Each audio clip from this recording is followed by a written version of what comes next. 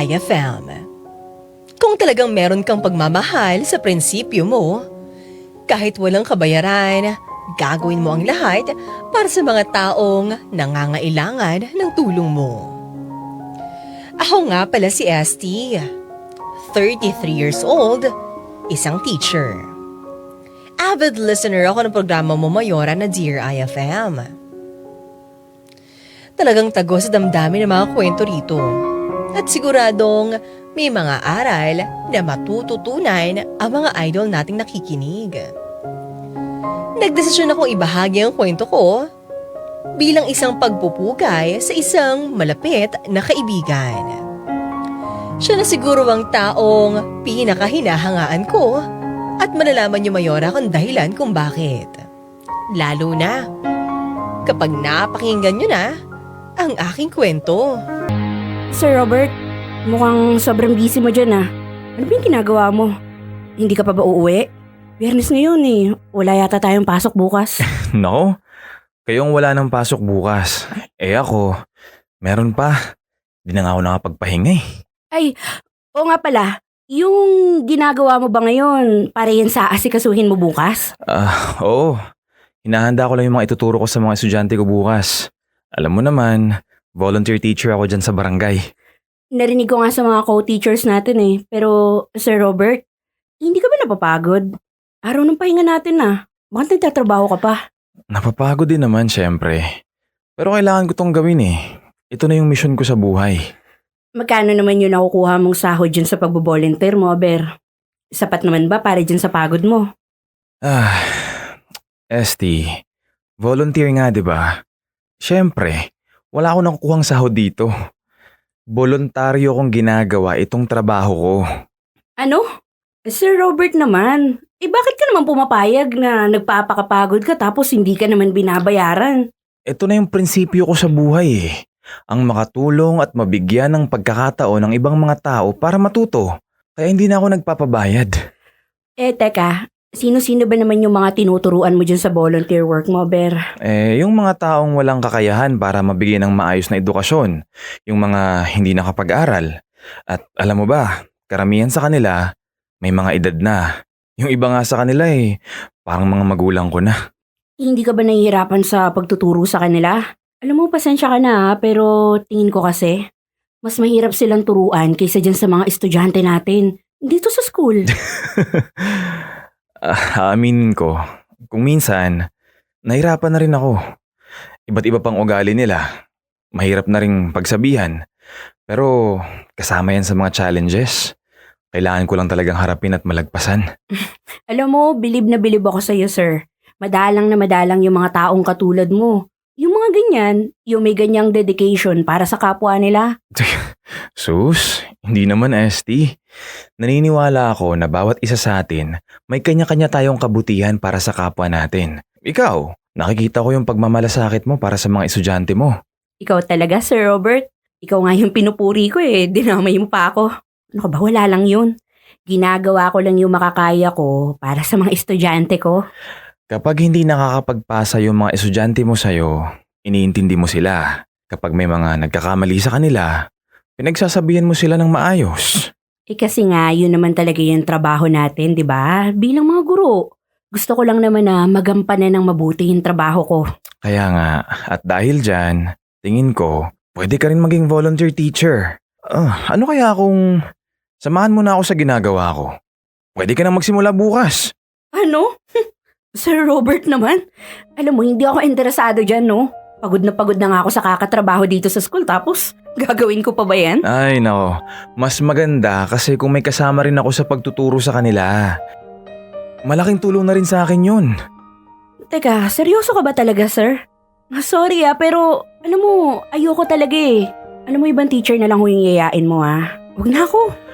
Pero ikaw lang talaga yung teacher na nakikita kong pwedeng gumawa ng trabahong ito Ay nako, salamat kung ako yung nakikita mong fit para sa trabaho na yan Pero sir, pag-iisipan ko muna. Alam mo naman, di ba? Wala kasing sahod yan Ay, naiintindihan ko. Pero sana pag-isipan mo yung magiging desisyon mo sa alok ko sa'yo Sana maisip mong may mga taong nangangailangan ng tulong natin. Tulungan mo sana akong maibigay sa kanilang edukasyon na karapat-dapat para sa kanila. Aminin ko, Mayora, nagdadalawang isip talaga ako sa alok sa akin ni Sir Robert. Nakakapagod na nga ang trabaho namin bilang mga teachers sa isang public school. At pagkatapos, ibibigay pa namin ang oras at aming atensyon tuwing Sabado para magturo naman sa isang lugar na wala namang bayad. Para sa akin, mas magandang ilaan ko na lang ang araw na yun para sa pagpapahinga at oras ko sa aking pamilya. Hanggang sa maalala ko ang dahilan ko kung bakit ako naging isang teacher. Gusto ko kasing magturo, Mayora, lalo na sa mga taong walang kakayanan para maturuan dahil sa hirap ng buhay. Ito na siguro ang pagkakataon ko, Mayora, para mapatunayan ko ang passion ko sa pagtuturo. Ay nako, Sir Robert, ayoko na. Hindi ko na po talaga kaya. Oh, bakit ngayon pa lang? Umaayaw ka na. Hindi ka pwedeng sumuko, ST. Kailangan tayo ng mga estudyante natin. Pero naman kasi sir, kailangan ko rin naman ng sahod eh. Alam mo yun, nakakapagod naman yung ginagawa natin dito. Ganyan talaga. Kasama yan sa trabaho natin dito. Naglilingkod tayo ng walang kapalit. Alam mo ba kanina, nag-aaway pa yung sina Aling Elsie at saka si Aling Vicky. Nag-aaway sila sa kung sino yung may tamang sagot sa kanilang dalawa. Umpisa pa lang ng pagtuturo ko, ganyan na yung dalawang yan. Hanggang ngayon, nako, mainit pa rin sila sa isa't isa. Alam mo ba, may nakapagsabi kasi sa akin na ex daw ni Aling Elsa yung asawa ni Aling Vicky.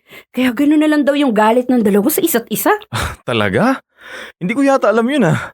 Ang tagal ko na nagtuturo dito pero ngayon ko lang narinig yan ah. May nakapagkwento lang naman kasi sa akin, kaya ako nalaman yung tungkol doon.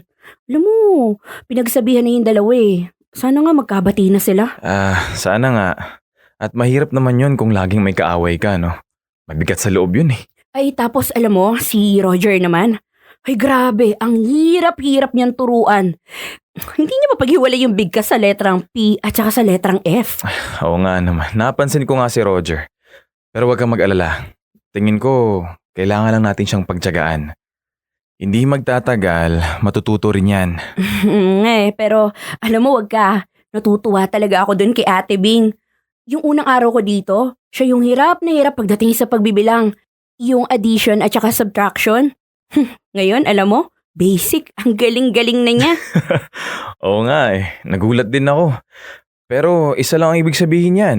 Gusto talaga ni Ate Bing na matuto. At naniniwala akong hindi pa huli ang lahat para sa kanya. Ay, nako. Alam mo, aaminin ko nakakabawas din ng pagod kapag may nakikita kang estudyante na yung handang matuto. Tama yan. Kaya sana, ST, huwag ka na munang umalis. Kailangan ko ang suporta mo para matulungan natin sila. Sayang naman ang pagkakataon, no? Pero, Sir Robert, ano kasi, medyo nagpaparinig na rin kasi sa akin yung asawa ko. Magmula kasi nang naging volunteer teacher ako dito. Nawawalan na daw ako ng oras para sa pamilya namin. Hindi ko rin naman masisisi ang asawa mo. May punto naman siya. Pero sana maintindihan niya kung anong ginagawa natin dito. Naiintindihan din naman daw niya eh. Naniniwala rin daw siya dyan sa prinsipyo mo. Kaya lang kasi sa hirap ng buhay ngayon, sana naman daw kasi may bayad man lang yung mga ginagawa natin, yung mga pinagpapagura natin. ST, huwag kang mag-alala. Ginagawan ko na ng paraan yan. Pero sa ngayon kasi, wala pa talaga eh. Kaya pasensya ka na. Alam ko namang taos sa puso mong pagtulong sa kanila. Sana hindi ka naman magsawa. Ay, alam mo kung hindi ko lang nakikitang nagbubunga yung mga pinaghihirapan ko dito, baka matagal na akong sumuko. Pero sige, kakausapin ko yung asawa ko, sir. Kukumbinsihin ko siya na payagan muna niya ako na magtagal pa rito. Maraming salamat naman kung ganon. Alam kong marami pa tayong mga pagdadaanang pagsubok.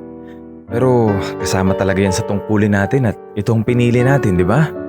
Kaya kung maari sana, hanggang dulo, kasama pa rin kita sa pagtulong sa kanila. Dahil nandito na lang din ako, Mayora, pinili ko na ang pagigihan ng pagtatrabaho bilang isang volunteer teacher.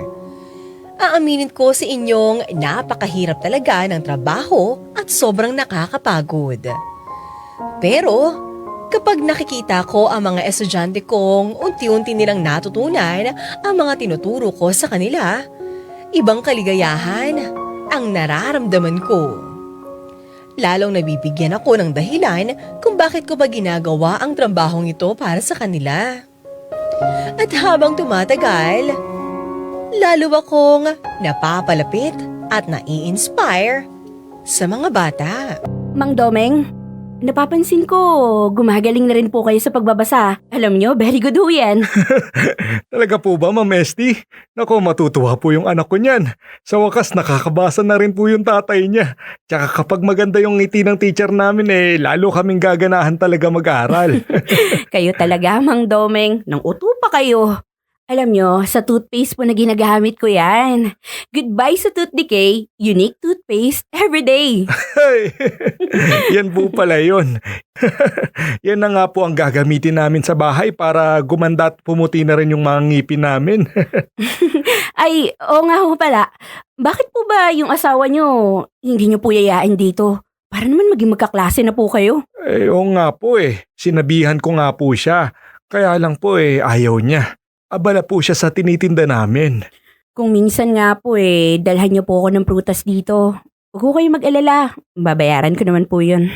Sige po, Ma'am Esti. Ipaparating ko po sa asawa ko yan. Ano nga po ba yung pinagkakaabalahan niyo pala kapag hindi ko kayo pumapasok dito, Mang Domeng? Kung ano lang po yung pwede. Naranasan ko na pong magkarpintero. Yun nga lang po paminsan-minsan lang ako makakuha ng trabaho sa ganyan. Oh, okay. Kung wala akong kumukuha sa inyo bilang karpintero, ano naman ang ginagawa ninyo? Di tinutulungan ko yung asawa ko sa pagtitinda niya. Yun lang naman yung magagawa ko Kamusta naman ho yung mga anak nyo? Nakakapag-aral ho ba sila? Ay, awa po ng Diyos. Nakakapag-aral naman po sila. Yun nga lang po yung panganay ko, natigil sa pag-aaral. Ganun ho ba? Teka naman ho, bakit po ba? Anong nangyari? Hindi na namin po kinaya yung mga gastusin. Kaya kahit labag sa loob namin, pinatigil na lang namin siya. Ganun ho ba? Ano naman ho yung ginagawa niya ngayon? Nakakapagtrabaho naman siya sa awa ng Diyos. Nakuha naman siyang barbero. Kahit papaano, malaking tulong na rin yung kinikita niya para sa pamilya namin. Sigurado ho ako na ipinagmamalaki niyo po yung panganay ninyo. Abay, syempre naman, Ma'am Esti. Siya nga lang yung nagpapakahirap sa amin Kaya nahihiya naman ako sa kanya. Oh, bakit naman ho, Mang Domeng?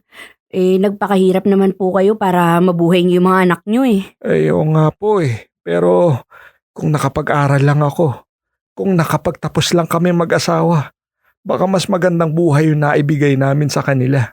Baka nakapagtapos din ang pag-aaral ng panganay ko at may magandang trabaho sana. Alam nyo, wag na wag nyo hong sisisihin yung sarili nyo. Wala po kayong kasalanan at saka nandito naman po kami para tulungan kayo. Pasensya na po, Ma'am Esti Hindi ko lang po kasi maiwasan. Awang-awa na po ako sa kalagayan namin, sa sarili ko. Dahil wala po kaming alam, inaapi at minamaliit kami ng ibang mga tao. Alam mo, ano pa man yung estado ng buhay nyo, wala pong karapatan yung kahit sino man tao na gawin yan sa inyo. Kaya nga po gusto kong matuto, Ma'am para kahit papaano, maipaglaban ko naman po yung sarili ko para hindi na kami naloloko. Maraming salamat po, Ma'am Esti. Mabuti na lang po at nandyan kayo. Mayora Iska Morena, malapit talaga ang aking puso sa mga taong nangangailangan ng tulong. Tulad ni Mang Domeng. Kung may magagawa lang ako para kahit papaano gumanda at guminhawa man lang kanilang buhay, pero isang simpleng teacher lang din ako na lumalaban ng patas sa buhay. Hindi ko rin maintindihan kung bakit may mga taong umaabuso at sinasamantala ang kalagayan ng mga taong tulad ni Mang Domeng. Hindi ko alam kung meron pa bang konsensya ang mga taong yun. Basta, sa abot ng aking makakaya, ibibigay ko sa kanila ang lahat ng aking kaalaman para makatulong sa kanila. At para hindi na sila malinlang, ng mga taong mapang-api at manloloko. Kahit na sobrang nakakapagod ang ginagawa namin ni Sir Robert para sa mga taong aming tinuturuan, patuloy pa rin kami dahil iba ang fulfillment na naibibigay nito sa amin. Lalo na kapag nakikita naming merong improvement sa kanila. Napapagalitan na nga ako ng asawa ko dahil nagkukulang na nga raw ako ng oras para sa aming pamilya. Pero ipinaglalaban ko pa rin ang aking desisyon na maging volunteer teacher. Alam ko, Mayora, hindi pa niya naintindihan ang passion ng gurong katulad ko.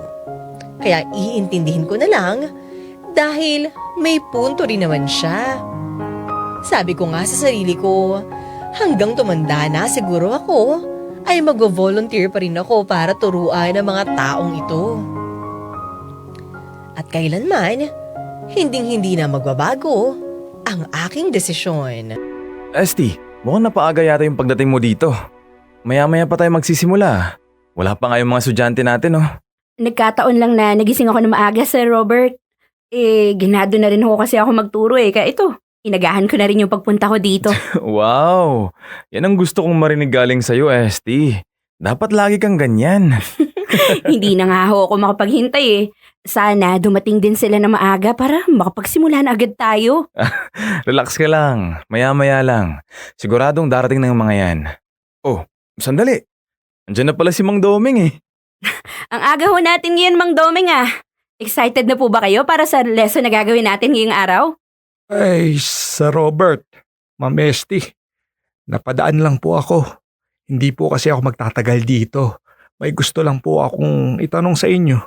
Ano ho bang ibig niyo sabihin, Mang Doming? Hindi ho ba kayo papasok ngayon?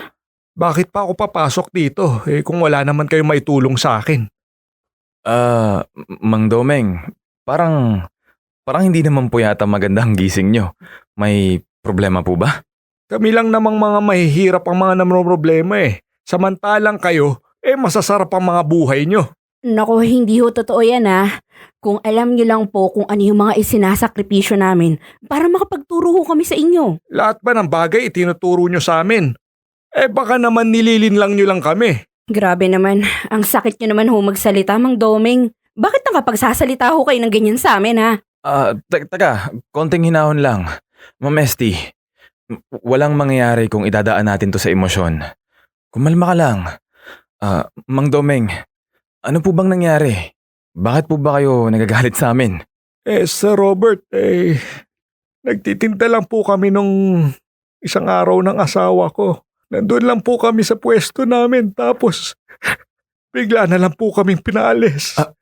Ano po? Bakit daw po kayo pinaalis sa pwesto nyo? Hindi ko nga po maintindihan Bawal daw po kami sa lugar na yon. May papeles po kaming nagsasabing pwede kaming pumwesto doon. Pwede ko po bang makita yung papeles na sinasabi nyo, Mang Domeng? Dala nyo po ba? Ito po, yung barangay din naman po yung nagbigay sa amin yan. Hindi ko po maintindihan kung bakit po ngayon pinapaalis po kami. Apektado na po yung kabuhayan namin ng dahil sa kanila. Mang Domeng, pasensya na po kayo, pero sa pagkakaintindi ko po sa nilalaman ng ipinakita niyo sa akin, opo, pwede po kayong pumesto sa lugar na yun. Pero may hangganan din po. May petsa po kung hanggang kailan lang po kayo pwede doon. At lagpas na po yung petsang yun. Anong ibig niyo pong sabihin? Hindi na po kami makakapagtinda. Hindi naman po sa ganun, Mang Domeng. Kung gusto niyo po, pumunta po kayo sa barangay. Baka po pwedeng i-renew yung permit para makapagtinda po kayo ulit doon. Ginawa na po namin yan pero pinaikot-ikot lang nila kami. Wala na po kaming mahanap na ibang pwesto Yun lang po yung pwestong maganda para sa amin. At mukhang pati kayo, pinapaikot nilang din ako. Hindi naman ho sa ganun, Mang Domeng. Ipaniniwanag na nga ho sa inyo ni Sir Robert Kung gusto nyo, subukan nyo na lang ho ulit. Baka nagkamali lang po sa barangay. Tinanggihan na nga kami doon. Tapos ang gusto mo pa, bumalik pa kami sa kanila. Ano bang gusto mo, ma'am? Lalo pa kaming mahirapan. Hindi naman ho yan yung ibig kong sabihin, Mang Domeng. Lagpas na rin ho kasi yan sa trabaho at sa nalalaman po namin. Legal na usapan na po kasi yan. Huwag niyo naman ho sana kaming sisisihin. Lalo na at hindi naman po kami yung mga abogado. Eh bakit hindi nyo sa amin ipinapaliwanag yan? Eh kung alam naman namin yung tungkol dyan, kung naiintindihan namin kung ano nakalagay sa papel na yan, eh baka nakagawa pa kami ng paraan. Eh wala na. Uli na yung lahat. Hindi na kami makapagtinda eh. Kung ano-ano yung mga tinuturo nyo sa amin, pero kapag tungkol sa kabuhayan namin eh, hindi nyo naman kami matulungan. Sir Robert! Tulungan mo ako! Mang Domeng! Mang Domeng! Tama na yan! Bitawan niyo po si Ma'am Esti. Hindi po madadaan sa ganyang paraan yung problema niyo, Mang Domeng. Hanapan po natin ng solusyon, please. Kumalma lang po kayo. Bitawan mo ako! Please, Mang Domeng. Sige po. Gagawan ko po ng paraan para matulungan ko po kayo. Mayora Iska Morena, yun na siguro ang pinakakinatatakutan kong sandali ng aking buhay. Ang akala ko talaga, katapusan ko na, Mayora. Halo-halong emosyon ang nararamdaman ko habang sinasakal ako ni Mang Domeng. Takot na takot ako dahil baka hindi ko na makasama ang mga mahal ko sa buhay. Ang babata pa ng mga anak ko para mawalan agad sila ng nanay. Pinagsabihan ko ang asawa ko ng dahil sa nangyaring yun. At hindi na raw niya ako papayagan na bumalik ulit sa pagiging volunteer teacher. Naiintindihan ko naman, Mayora, ang pag-aalala sa akin ng aking asawa. At kung bakit ayaw niya rin akong pabalikin sa aking pagboboluntaryo. Halos wala na nga akong oras para sa aking sarili. Hindi na nga ako sinasahuran dito at pagkatapos malalagay pa sa panganib ang aking buhay. Ayoko na. Panahon na siguro para bitawan ko ang pagiging volunteer teacher ko. Sir Robert, anong ginagawa mo dito? Di ba ilang beses ko nang sinabing hindi na ako babalik? Ma'am Esti, pasensya na kung nakakaistorbo ako Pero tingin ko, nabigla ka lang sa nangyari. Baka pwedeng bumalik ka na sa pagiging volunteer teacher mo? Ay nako sir. Pasensya na rin ho pero ayoko na ho talaga. Buo na yung desisyon ko. Ayoko nang gawin yun. Pero ma'am, sayang naman. Maganda na yung mga nasimula natin dun Magmula nang dumating ka, mas sumaya na ang mga tinuturuan natin. Mas lalo pa silang natuto. Alam mo sir, pwede ba wag mo na ho akong kumbinsihin? Sumaya ba talaga sila? Ba't ganun ang nangyari? Mayroong biglang nanugod at sinisipa tayo sa mga hindi magandang nangyari sa kanila. Nakita mo naman 'di ba kung ano yung nangyari sa akin, 'di ba? Si Mang Doming lang naman yon, Ma'am Esti. At nabigla lang din naman siya sa mga pangyayari. Hindi na maulit yon. Ay nako, paano mo naman masisiguro sa akin na hindi na ulit malalagay sa panganib yung buhay ko, aber? Munti ka na ako, Sir Robert. Kaya nga ayaw na akong pabalikin ng asawa ko dyan eh. Nag-aalala na siya sa akin. Naiintindihan ko kung ganyan ang reaksyon ng asawa mo sa nangyari. Pero ma'am, kailangan talaga kita Kailangan ko ng katulong sa pagtuturo sa kanila. Ay, nako, hindi na talaga, sir. Nakaya mo naman dati yan na mag-isa, di ba? Oh, kung talagang kailangan mo ng tulong, ibang teachers na lang. Iba na lang iyayain mo, please. Huwag na ako. Pero, paano naman yung mga estudyante naghihintay sa pagbabalik mo? Hinahanap ka na nila. Namimiss na nila yung mga pagtuturo mo sa kanila, Ma'am Esti. Gusto pa nilang mas matuto. Lalo na kung nandyan ka para sa kanila. O paano naman yung mga anak ko na hindi ko na halos nabibigyan ng oras at atensyon na dahil dyan sa pagtuturo ko sa kanila, aber? Isa pa, sir. Gusto ko rin namang makapagpahinga eh. Pagod na nga ako sa trabaho sa school. Tapos, pati ba naman yan, inaasikaso ko pa. Gusto ko rin naman na makasama yung pamilya ko. Hindi ka naman mali sa mga sinabi mo, ma'am. Alam kong malaking bahagi na ng buhay mo ang nasa sakripisyo para sa pagtuturo sa mga taong ito. Ang akin lang naman baka sakaling may pagmamalasakit ka pa rin sa kanila para turuan ulit sila. Alam mo, Sir Robert, kung pagmamalasakit lang yung pag-uusapan, aba syempre naman, hindi mo mawawala yun. Napalapit na rin naman ako sa kanila eh. Pero kailangan ko rin naman kasi bigyan ng oras yung sarili ko. Pati na rin yung mga ibang tao na nangangailangan din sa akin. Naiintindihan ko. Hindi nga naman kita pwedeng pilitin kung talagang ayaw mo na. Wala na talaga sa puso mo na magtrabaho pa. Sino ba naman ako para kumbinsihin kang bumalik sa amin, di ba? Pasensya ka na talaga, Sir Robert. Alam ko masakit para sa'yo yung naging desisyon ko. Pero pagkatapos kasi nung nangyari na yun sa akin, nagdadalawang isip na talaga ako eh. Hindi ko na rin natututukan yung sarili kong pamilya. Sana naman, hindi maging masama ang loob mo sa akin dahil sa desisyon ko na to. Hindi mangyayari yun, Ma'am Esty. Alam ko kung ano yung pinanggagalingan mo. Kahit sino naman sigurong tao, susuko sa nangyari sa'yo eh. Pero sana maisip mong may mga taong hindi nabigyan ng pagkakataon para makapag-aral. At kung wala tayo, sino pa ang pwedeng tumulong sa kanila? Nais ka, Morena. Buong magdamag kong iniisip ang mga huling sinabi ni Sir Robert sa akin bago siya umalis ng bahay. Sino pa nga ba ang mga pwedeng tumulong sa mga taong ito na pinagkaitan ng mga pagkakataon para makakuha ng maayos na edukasyon? Sila ang dahilan kung bakit ito ang pinili kong propesyon. Gusto kong makatulong at makapagturo sa mga taong ito. Kaya nasusubukan ngayon ang aking dedikasyon sa pagiging teacher ko. Lalo tuloy akong naguluhan sa kung ano ba ang gagawin ko. Gusto ko rin namang mabigyan ng oras at atensyon ang aking pamilya.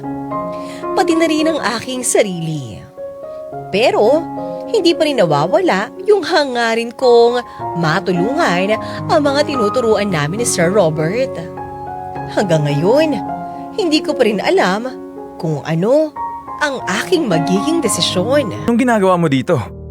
Ang akala ko ba, hindi ka na babalik? Hindi ka na magtuturo? Napadalaw lang naman ako, Robert. At saka, isa pa, gusto ko lang naman kamustahin kung ano ba yung nangyayari dito. Ayun, mas lalong dumami pa sa barangay na to ang gustong makapag-aral. Kaya dumami rin ang mga estudyante. Nako, edi mas lalong bumigat yung trabaho mo rito, sir. Wala akong magagawa. Ganun talaga. Kasama na yan sa trabaho. Ito yung pinili ko eh. Alam mo, sa totoo lang, hindi kita maintindihan, sir. Bakit ba isinasakripisyo mo yung buhay mo para dito sa mga taong to? Hindi ka naman nila nababayaran dito. Bakit itinutuloy mo pa rin yung voluntaryo na pagtulong mo sa kanila? Kasi nga, ito ang prinsipyo ko sa buhay, Ma'am Esty. Hindi ko sila matiis. Tuwing nakakakita ako ng mga taong pinagkaitan ng pagkakataon para makapag-aral, hindi ko maiwasang maawa sa kanila. Pero kasi, Sir Robert, may sarili ka rin pamilya eh. Okay lang ba sa kanila tong ginagawa mo? Hindi man lang ba sila nagrereklamo? Sa totoo lang, nagagalit na nga yung asawa ko sa akin eh. Hindi ko na rin siya nabibigyan ng oras. Napapabayaan ko na rin yung mga anak namin. Oh, yun naman pala eh.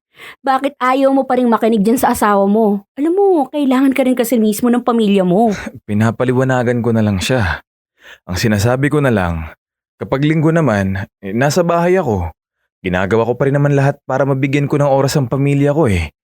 Hindi ko lang talaga pwedeng bitawan ang pagtulong sa mga taong mas nangangailangan. Alam mo, hindi ko talaga alam kung saan mo kinukuha yung lakas ng loob para ipagpatuloy mo pa tong ginagawa mo, sir. Ibang klase ka talaga. Hindi ko rin alam, ma'am eh. Kung minsan nga, napapatanong na rin ako sa sarili ko kung bakit ba tumatagal pa rin ako sa mga ginagawa ko dito. Pero ganoon lang siguro talaga kapag meron kang prinsipyo. Kapag meron kang pinaglalaban na kahit walang bayad, voluntaryo mo pa rin ibibigay ang pagtulong mo. Ngayon, mas malinaw na kung bakit nandito ka pa rin sa trabahong to, sir. Mas naiintindihan na kita. Ito rin siguro yung dahilan kung bakit kinuha ko ang trabahong to. Gusto ko rin makatulong sa mga tao.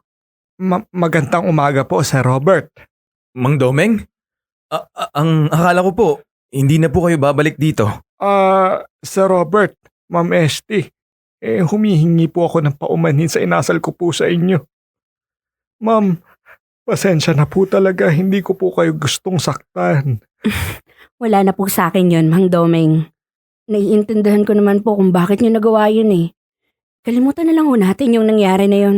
Salamat po, ma'am. Ang akala ko po kasi ipapakulong niyo po ako eh. Huwag naman po, ma'am. Mahirap lang po kami. Wala na nga po kaming kaalam-alam sa maraming bagay eh. Wala pa po kaming kalaban-laban. Huwag po kayong mag-alala. Hindi ko ho gagawin yun sa inyo, Mang Domeng. Okay? Sa totoo lang ho, pakiramdam ko po, nagkulang rin kasi ako sa inyo eh. na kung sana mas naturuan ko pa ho kayo para hindi ho kayo nasasamantala ng ibang tao at para alam niyo rin ho kung anong gagawin niyo. Ma'am Esti, narinig ko pong umalis na po kayo sa pagtuturo nyo dito sa lugar namin. Alam ko pong kasalanan ko kung bakit po nangyari yun. Kung pakikinggan nyo lang po sana ako sana po bumalik na po kayo. Napag-isipan ko na rin ho yan, Mang Domeng. Sa totoo lang ho namimiss ko na rin po. Hindi lang ho kayo. Pati na rin ho yung ibang mga tinuturuan ko rito. Ihahanda ko lang po yung mga ituturo ko sa inyo. Ma'am Esti, ang ibig mo bang sabihin, babalik ka na sa pagtuturo dito? Tutulungan mo na ulit ako? Oo, Sir Robert. Ikaw kasi. Alam mo, na-inspire mo ulit ako na tumulong sa mga taong hindi nabigyan ng pagkakataon para magkaroon ng maayos na edukasyon. Alam kong hindi magiging madali yung mga pagsubok na haharapin natin. Pero handa na ako. Kahit walang bayad, masaya naman ako na ginagawa ang pagtuturo ko. Hindi ako nabigla sa naging desisyon ko, Mayora. Sa naging pag-uusap namin ni Sir Robert, saka ko paunti-unting na-realize na mahal ko talaga ang pagtuturo at ang pagtulong sa mga taong ito. Alam kong pinalagpas ko ang pagkakataong magkaroon na ulit ng normal na buhay at oras para sa aking pamilya. Pero mukhang dito talaga ang calling ko. Kung hindi dahil kay Sir Robert, hindi ko malalaman kung saan talaga ang tunay na landas ko, Mayora. Sa ngayon, dumadaan man kami sa maraming pagsubok pero patuloy pa rin kami ni Sir Robert sa pagtuturo. Patuloy kami sa pagtulong sa mga taong nangangailangan ng maayos na edukasyon. At kahit papano, gumagaan na rin ang mga trabaho namin dahil nadagdagan na rin kami ng mga teachers. Iba talaga, Mayora Escamore, ang pagpupursige ni Sir Robert. At dahil sa kanya, lalo pa kaming nai-inspire na ipagpatuloy ang mga ginagawa namin. Mayora Escamore, hanggang dito na lang muna at maraming salamat, dear IFM. Lalo na sa pagkakataong maibahagi ko sa inyo ang aking kwento. Hanggang sa muli, nagmamahal, Esti.